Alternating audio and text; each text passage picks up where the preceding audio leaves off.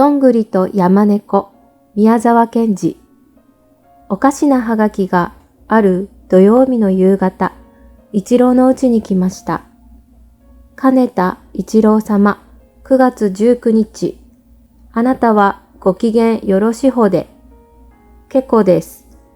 明日、面倒な裁判しますから、おいでんなさい。飛び毒も出ないでください。山猫。こんなのです。字はまるで下手で、墨もガサガサしてて、指につくくらいでした。けれども一郎は嬉しくってたまりませんでした。はがきをそっと学校のカバンにしまって、うち中飛んだり跳ねたりしました。寝床に潜ってからも山猫のにゃーとした顔や、その面倒だという裁判の景色などを考えて、遅くまで眠りませんでした。けれども、一郎が目を覚ましたときは、もうすっかり明るくなっていました。表に出てみると、周りの山はみんなたった今できたばかりのように、うるうる森があって、真っ青な空の下に並んでいました。一郎は急いでご飯を食べて、一人谷川に沿った小道を上の方へ登って行きました。透き通った風がざーっと吹くと、栗の木はバラバラと実を落としました。一郎は栗の木を見上げて、栗の木、山猫がここを通らなかったかいと聞きました。栗の木はちょっと静かになって、山猫なら今朝早く馬車で東の方へ飛んで行きましたよ、と答えました。東なら僕の行く方だね。おかしいな。とにかくもっと行ってみよう。栗の木ありがとう。栗の木は黙ってまた実をバラバラと落としました。一郎が少し行きますと、そこにはもう笛吹きの滝でした。吹きの滝というのは、真っ白な岩の崖の中ほどに小さな穴が開いていて、そこから水が笛のようになって飛び出し、すぐ滝になってゴーゴー谷に落ちているのを言うのでした。一郎は滝に向かって叫びました。おいおい、笛吹き。山猫がここを通らなかったかい？滝がピーピー答えました。山猫はさっき馬車で西の方へ飛んで行きましたよ。おかしいなあ。西なら僕の家の方だ。けれどもまあ少し行ってみよう。笛吹き、ありがとう。滝はまた元のように笛を吹き続けました。一郎がまた少し行きますと、一本のブナの木の下にたくさんの白いキノコがどってこどってこと変な楽隊をやっていました。一郎は体をかがめて、おいキノコ、山猫がここを通らなかったかい？と聞きました。するとキノコは、山猫なら今朝早く馬車で南の方へ飛んで行きましたよ。と答えました。一郎は首をひねりました。南ならあっちの山の中だ。おかしいなあ。まあ、もう少し行ってみよう。キノコ、ありがとう。キノコはみんな忙しそうに、どってこと、あの変な楽隊を続けました。一郎はまた少し行きました。すると、一本のくるみの木の梢をリスがぴょんと飛んでいました。一郎はすぐ手招きをしてそれを止めて、おいリス、山猫がここを通らなかったかい？と尋ねました。するとリスは木の上から額に手をかざして、一郎を見ながら答えました。山猫なら今朝まだ暗いうちに馬車で南の方へ飛んで行きましたよ。南へ行ったなんて、二とこでそんなことを言うのはおかしいなあ。けれどもまあ少し行ってみよう。リス、ありがとう。リスはもういませんでした。ただ、くるみの一番上の枝が揺れ、隣のブナの葉がちらっと引っかかっただけでした。一郎が少し行きましたら、谷川に沿った道はもう細くなって消えてしまいました。そして谷川の南の真っ黒な茅の木の森の方へ新しい小さな道がついていました。一郎はその道を登って行きました。茅の枝は真っ黒に重なり合って、青空は一切れも見えず、道は大変急な坂になりました。一郎が顔を真っ赤にして汗をポトポト落としながらその坂を登りますと、にわかにパーッと明るくなって目がチクリとしました。そこは美しい金色の草原地で、草は風にざわざわなり、周りは立派なオリーブ色の茅の木の森で囲まれてありました。その草原地の真ん中に背の低いおかしな形の男が膝を曲げて手に皮鞭を持って黙ってこっちを見ていたのです。一郎はだんだんそばへ行ってびっくりして立ち止まってしまいました。その男は片目で見えない方の目は白くビクビク動き、上着のような斑点のような変なものを着て、第一足がひどく曲がって山ヤギのよう。ことにその足先ときたらご飯を盛るヘラの形だったのです。一郎は気味が悪かったのですが、なるべく落ち着いて尋ねました。あなたは山猫を知りませんか？するとその男は横目で一郎の顔を見て、口を曲げてニヤッと笑って言いました。山猫様は今すぐにここに戻っておいでるよ。お前は一郎さんだな。一郎はぎょっとして、一足後ろに下がって、僕一郎です。けれどもどうしてそれを知っていますか？と言いました。すると、その期待な男はいよいよニヤニヤしてしまいました。そんだらはがき見たべ？見ました。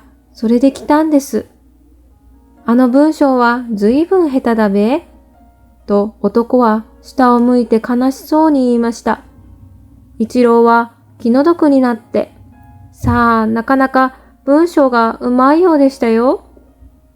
と言いますと、男は喜んで息をハーハーして耳のあたりまで真っ赤になり、着物の襟を広げて風を体に入れながら、あの字もなかなかうまいか、と聞きました。一郎は思わず笑い出しながら返事しました。うまいですね。5年生だってあのくらいには書けないでしょう。すると男は急にまた嫌な顔をしました。5年生っていうのは尋常5年生だべ。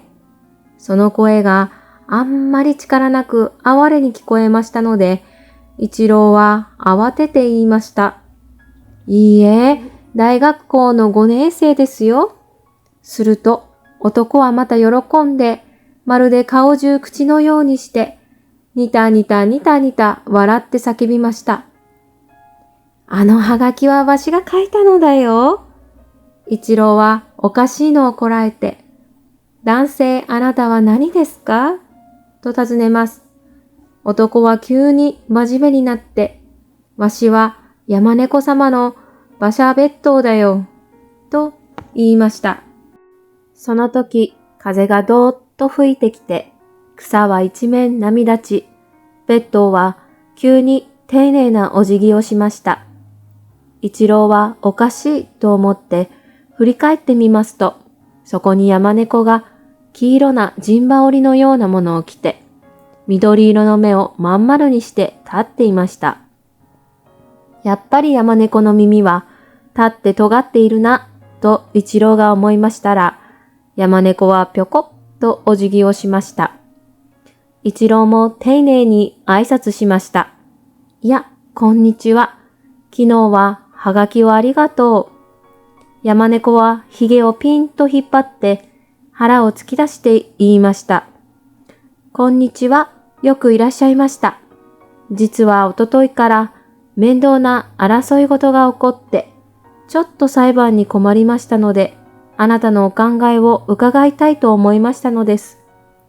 まあ、ゆっくりお休みください。次期、どんぐりどもが参りましょう。どうも毎年この裁判で苦しみます。山猫は懐から巻きタバコの箱を出して自分が一本加え、いかがですかと一郎に出しました。一郎はびっくりして、いいえ、と言いましたら、山猫は大ように笑って、ふふん、まだお若いから、と言いながら、マッチをシュッと吸って、わざと顔をしかめて、青い煙をふーっと吐きました。山猫の馬車別当は、気をつけの姿勢で、シャンと立っていました。が、いかにも、タバコの欲しいのを無理にこらえているらしく、涙をポロポロポロポロこぼしました。その時、一郎は足元でパチパチ塩の伸ばせるような音を聞きました。びっくりしてかがんでみますと、草の中にあっちにもこっちにも金色の丸いものがピカピカ光っているのでした。よく見ると、みんなそれは赤いズボンを履いたどんぐりで、もうその数ときたら300でも効かないようでした。わー、わー、みんな何か言っているのです。あ、来たな。アリのようにやってくる。おい、さあ、早くベルを鳴らせ。今日はそこが日当たりがいいから、そこのところの草を刈れ。山猫は巻きタバコを投げ捨てて、大急ぎで馬車別当に言いつけました。馬車別当も大変慌てて、腰から大きな鎌を取り出して、ザック、ザックと山猫の前の草を刈りました。そこへ四方の草の中からどんぐりどもがギラギラ光って飛び出して、あわわあわわ言いました。馬車別当が今度は鈴をガランガランガランと振りました。音は茅の森にガランガランガランと響き、金のどんぐりどもは少しずつ静かになりました。見ると山猫はもういつか黒い長いシュスの服を着て、もったいらしくどんぐりどもの前に座っていました。まるで奈良の大仏様にでも参詣するみんなの絵のようだと一郎は思いました。別当が今度は皮むちを2、3遍ヒュッパチッヒュッパチッと鳴らしました。空が青く澄み渡り、どんぐりはピカピカして実に綺麗でした。裁判ももう今日で3日目だぞ。いい加減に仲直りをしたらどうだ？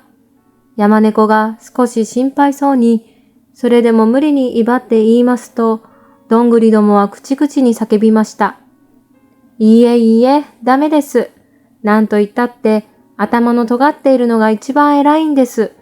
そして私が一番尖っています。いいえ、違います。丸いのが偉いのです。一番丸いのは私です。大きなことだよ。大きなのが一番偉いんだよ。私が一番大きいから私が偉いんだよ。そうでないよ。私の方がよほど大きいと昨日もハンジさんがおっしゃったじゃないか。ダメだい、そんなこと。背の高いのだよ。背の高いことなんだよ。おしっこの偉い人だよ。おしっこをしてきて決めるんだよ。もうみんな、ガヤガヤガヤガヤ言って、何が何だかまるで蜂の巣をつついたようで、わけがわからなくなりました。そこで山猫が叫びました。やかましい。ここをなんとか心得る。静まれ静まれ。別当が鞭をヒュッパチッと鳴らしましたので、どんぐりどもはやっと静まりました。山猫はピンと髭をひねって言いました。裁判ももう今日で3日目だぞ。いい加減に仲直りしたらどうだ。すると、もうどんぐりどもがぐちぐちに言いました。いいえいいえ、ダメです。なんと言ったって頭の尖っているのが一番偉いのです。いいえ、違います。丸いのが偉いのです。そうでなよ。大きなことだよ。ガヤガヤガヤガヤ。もう何が何だかわからなくなりました。山猫が叫びました。黙れ、やかましい。ここをなんと心得る。静まれ、静まれ。別当が鞭をヒュッパチと鳴らしました。山猫が髭をピンとひねって言いました。裁判ももう今日で3日目だぞ。いい加減に仲直りをしたらどうだ。いえいえダメです。頭の尖ったものがガヤガヤガヤガヤガヤガヤ。山猫が叫びました。やかましい。ここをなんと心得る。静まれ、静まれ。別当が鞭をヒュッパチと鳴らし、どんぐりはみんな静まりました。山猫が一郎にそっと申しました。この通りです。どうしたらいいでしょう。一郎は笑って答えました。そんならこう言い渡したらいいでしょう。この中で一番バカで、めっちゃくちゃで、まるでなっていないようなのが一番偉いとね。僕、お説教で来たんです。山猫はなるほどというふうにうなずいて、それからいかにも気取って、シュスのすき物の襟を開いて、黄色の陣羽織をちょっと出してどんぐりどもに申し渡しました。よろしい、静かにしろ。申し渡しだ。この中で一番偉くなくって、バカで、めちゃくちゃで、てんでなってなくって、頭の潰れたようなやつが一番偉いのだ。どんぐりはシーンとしてしまいました。それはシーンとして固まってしまいました。そこで山猫は黒いシュスの服を脱いで、額の汗を拭いながら一郎の手を取りました。別当も大喜びで5、6遍鞭をヒュッパチ、ヒュッパチ、ヒュッパチ、パチと鳴らしました。山猫が言いました。どうもありがとうございました。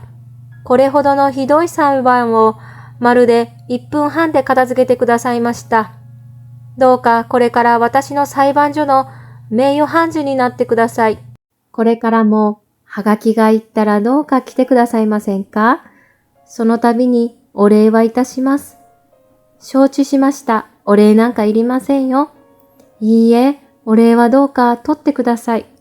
私の人格に関わりますから。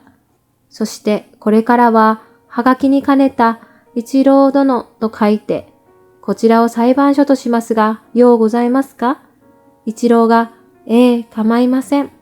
と申しますと、山猫はまだ何か言いたそうに、しばらく髭をひねって、目をパチパチさせていましたが、とうとう決心したらしく言い出しました。それから、はがきの文句ですが、これからは用事これありきにつき、明日出頭すべしと書いてどうでしょう。一郎は笑って言いました。さあ、なんだか変ですね。